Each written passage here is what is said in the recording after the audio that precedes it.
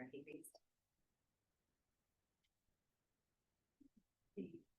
morning, or good afternoon, I guess. Thank you guys for coming in to chat with us just for a few minutes. We're going to be talking about some tips for making submissions to the brand new Journal of First Gen Voices that is being launched here at SHSU.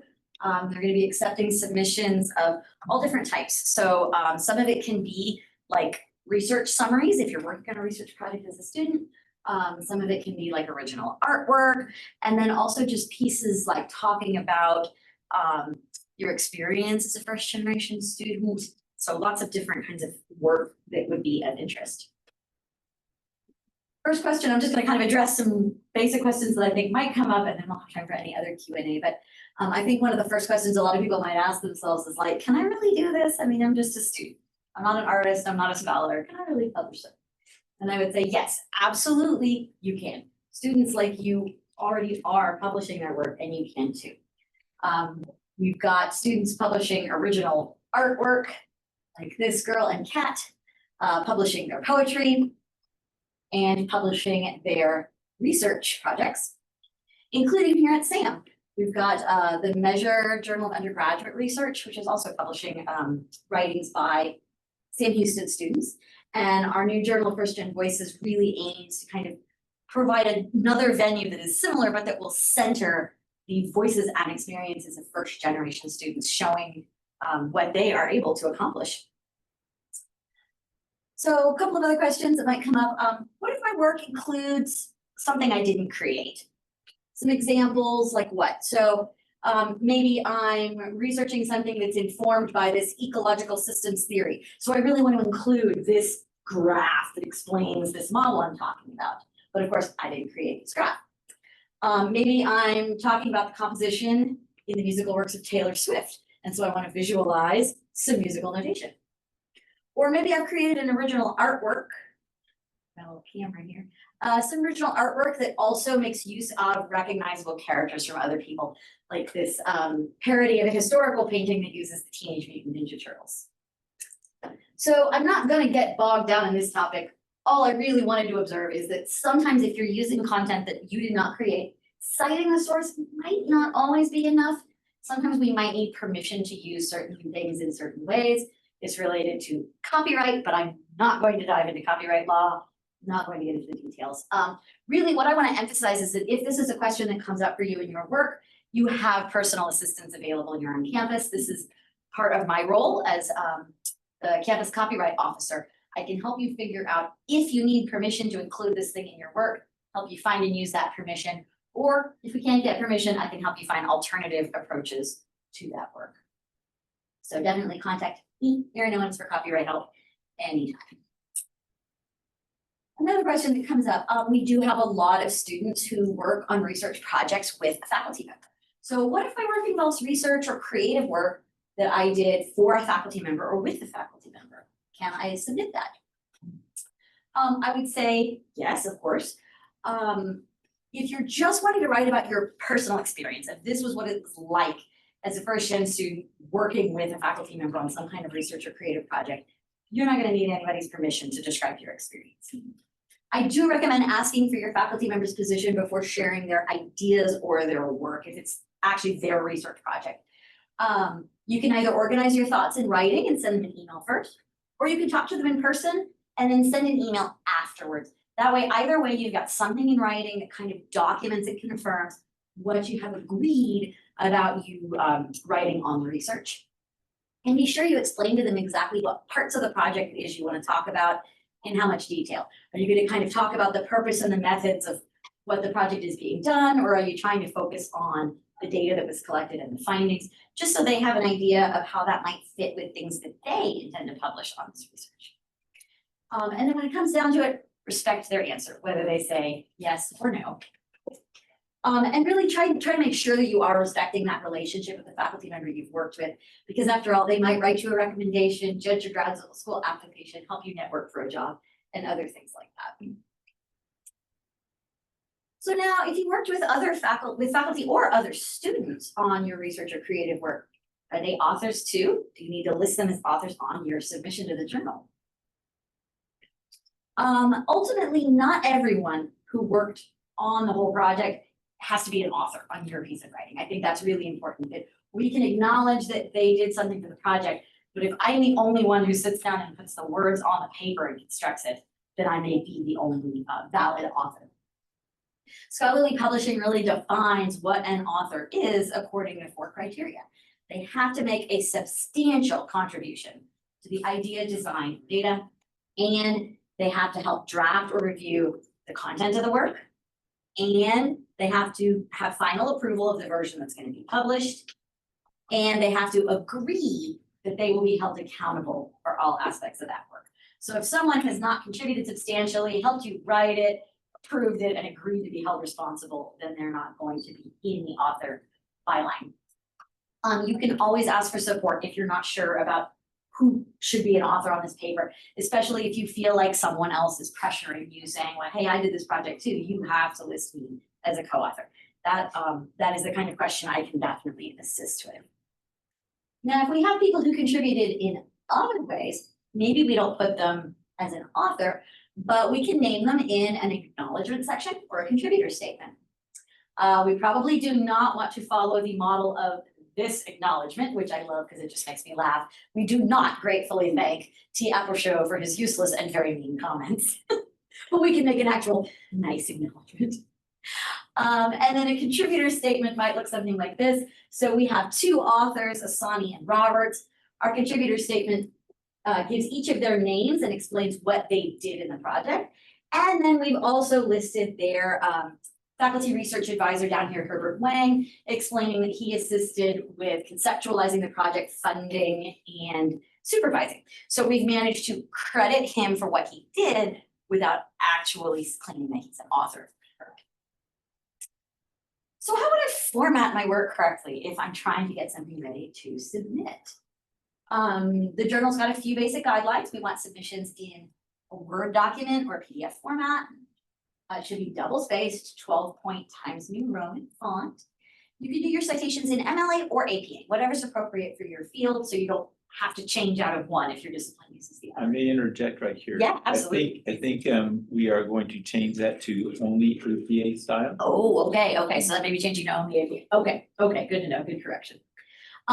If you want to reference anything to help you check your APA citation style, the Purdue OWL website is one of my absolute favorite tools. You can literally just Google Purdue OWL and they have amazing guides to doing citation. The word count that the journal's looking for kind of varies by section. So I mentioned how you could submit like research summaries or kind of personal statements, personal experience, things like that. Those are going to have some different word counts. But in case you're not sure how to see your word count, in the bottom left corner of your Microsoft Word document, it will show you the number of pages and the number of words. And then sometimes there's word counts for a specific section like your author bio. So if you highlight just that section, then this number will change and show you just the number of words in that section, so you can check your word count. If you include photographs in your submission for any purpose, we want them to be high resolution JPEG or PNG files. If you're not sure what the resolution of your photo is, you can check it by going to the folder where it's saved, right-clicking on it and choosing properties. And you'll get a little box like this, and the details tab will show you the horizontal and vertical resolution. So the picture I used here as an example is only 72 pixels per inch. That's very low resolution. We want that to be more like 300 so that it's a very sharp, crisp image that will reproduce well. All right. Another question I figure will be coming up this day and age of ChatGPT is, can I use AI to help me with my submission? Just my personal recommendations. You might think about chatting with AI when you're trying to like brainstorm ideas. You're writing something, you're maybe trying to work through a little bit of writer's block, like this is what I'm trying to express, but I can't put it into words that sound good. You might even let AI help you with checking your spelling, your grammar, your punctuation, maybe even checking your APA formatting. I would say do not trust AI to gather facts and data for you. Sometimes it is accurate and it will give you completely appropriate facts. Other times it will just make up alternative facts that are not true. So we want to be very careful about trying to use it like we would use Wikipedia or something that's an encyclopedia that's going to give you these facts. And I think the most important piece here is do not let AI take away from your own creative process and your own authentic voice. Because especially with this journal, where we are looking to highlight first generation students, we really, really want to hear from you. That's what people want. We don't want to hear from a machine. If using AI makes sense for you in your particular context, especially if you've used it as part of a research process, I would say the most important thing is to document your use honestly. And this is actually something that all scholarly journal authors are really now expected to do. Publishers are saying, we want you to explain exactly what tools you used, how you used them, and why. And this is just sort of one random example that I pulled from Newman University's website that I really liked, where the writer acknowledges the use of Claude to improve organization and academic tone. They included the prompts that they put into the tool, and then explain that they used the output to edit their draft. They took some of its suggestions for rephrasing, but they didn't use all of them. They just looked for areas that would really strengthen their paper. Great, and that was just sort of the few basic questions that I wanted to address up front, and then we would love to take any questions that you might have. I do have one question. So you said that for the journals, you guys are also looking for personal experience. How would that work for writing it out in like an APA format? Because I know APA is like more like research. Sure, yeah, so I think the APA formatting probably applies more specifically to the research section. Okay. Yeah, you wouldn't probably need to worry about that so much if you're just writing from your own. So it'd just be written out in MLA for personal experience? Or because I know Just, you yeah, just that double space 12-point font. Oh, and okay, then, okay. Yeah, Yeah. you wouldn't need citations, so. Yeah, because I was like a title page, a citation. Oh, no, that's a good question, that's a good question. Yeah, I wouldn't worry about that aspect of it with the title page and stuff, Okay. mostly just thinking of citation formatting. Much of the creative pieces, you want it to be aesthetically pleasing Right. and it's in your submission. But like say, if you're writing a short story or submitting a short story or prose or poetry, maybe you give it a little bit of context, you know, so that it's taken in the right way. Right. But but use your your good judgment and your creative license to make sure that you're submitting something that is going to be easily received and so like when we receive it, that we can open it and look at it and make sure that it's viewable for us, but also make it easy for us to say yes to by kind of putting it in a format that is again aesthetically pleasing and makes sense. Yeah. One other question I have is where exactly could I find like where I would submit my submission at?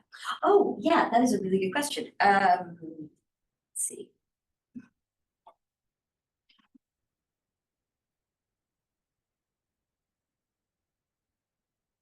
Because I do remember, do you know the address? If you just if in Google you type in SHSU Journal of First Gen Voices. Okay.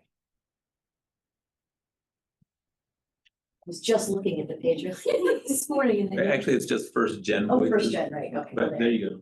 Google corrected me well. All right, so again, as Jose just said, we can find this through Google by Googling Journal of First Gen Voices. Okay. And then the submissions page here explains how to submit. So you would log in, just register with this website, log in. Mhm. And then it will kind of walk you through a process of putting in your information and then uploading your file. Okay. And this also has the details about these specific kinds of sections. So Mhm. section 1, what's your story? This is sort of the personal narratives, spotlights. And then first gen create, section 2, this is, whoops. Put the other link. Yeah, I'm like, why did I do that? There we go. That's poetry, fiction, visual art, anything like that. And then section 3 is the research. So these are like research summaries, maybe not a whole entire article per se. However, if you have undergraduate research experience, please include an abstract. Because that will help us, like if we are not very knowledgeable of the subject matter, it will help us understand, a little bit more so that we can view that in a meaningful way. Okay, any other questions? Oh, is there like a due date for this? Good question. Okay, so we Just extended. extended the due date to October 31st, which is, Halloween, so get it done on the 30th. First round, so Oh, okay. obviously we'll be hoping, to kind of continue on having different rounds of submissions for different issues. That'll be the deadline for the first issue. Okay. Right.